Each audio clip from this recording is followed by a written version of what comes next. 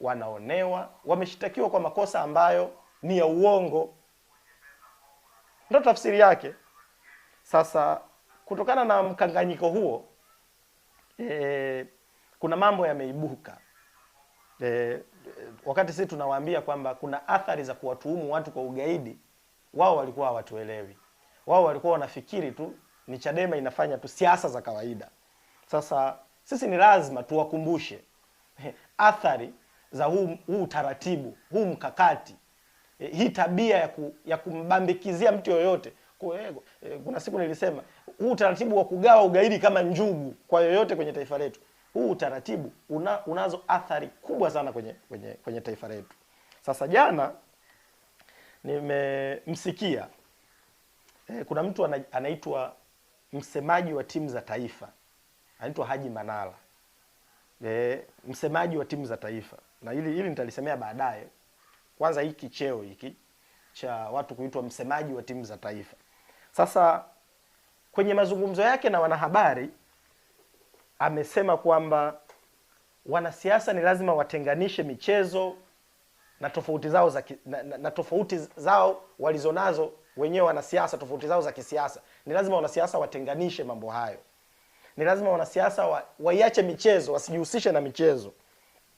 Na anasema kama kuna mtu haungi mkono Tanzania kuwa mwenyeji wa mashindano ya mpira wa miguu, mashindano ya AFCON, kama kuna mwanasiasa haungi mkono AFCON, haungi mkono michezo, akae kimya, asizungumze lolote, aachane na michezo.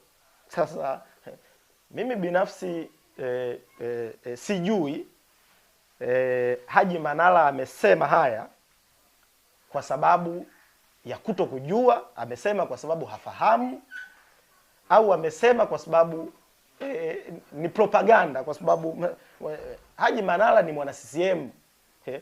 Haji Manara ni diwani haramu wa kata ya Kariakoo. Amejificha kwenye kichaka cha usemaji wa timu ya taifa, lakini sisi tunafahamu Haji Manara ni mwanasiasa.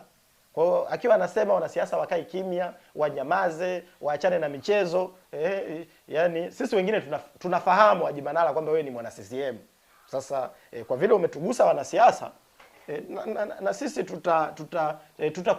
tutakujibu kwa sababu hayo uliyoyasema, nafikiri kuna mambo uelewa wako ni mdogo sana, ikiwemo masuala yanayohusu sheria, masuala yanayohusu taratibu na kanuni za uendeshwaji wa michezo duniani, kwa maana ya sheria na taratibu za FIFA, za kafu.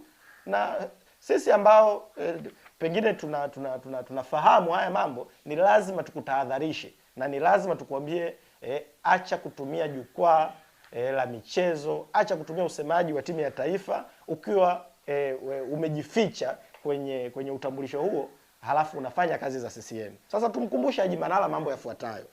Jambo la kwanza, ukisoma katiba ya FIFA, katiba ya FIFA toleo la tarehe 17 mwezi wa 5 mwaka 2024, katiba ya FIFA inaitwa FIFA Statutes. Sasa ukisoma FIFA Statutes, msahafu wa FIFA, Biblia ya FIFA, katiba ya FIFA ina ibara karibu 68. Kwenye ibara zote za katiba ya FIFA, ukisoma ibara ya kwanza, ibara ya pili, ibara ya 3 ya katiba ya FIFA imeandikwa haki za binadamu. Haki za binadamu, katiba ya FIFA ibara ya 3, haki za binadamu. Na tafsiri isiyo rasmi kutoka kwenye maneno ya Kiingereza yaliyoandikwa kwenye katiba ya FIFA, ibara ya 3 inasema maneno yafuatayo.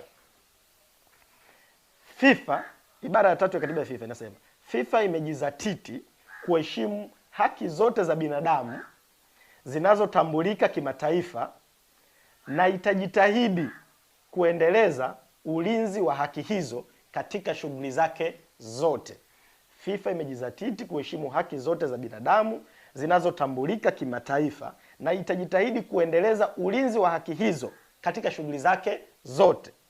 Kwa maneno mengine ni kwamba FIFA haipeleki mashindano yake sehemu yoyote ambayo kuna tishio la usalama, ambalo kuna tishio au kuna uvunjwaji wa haki za binadamu.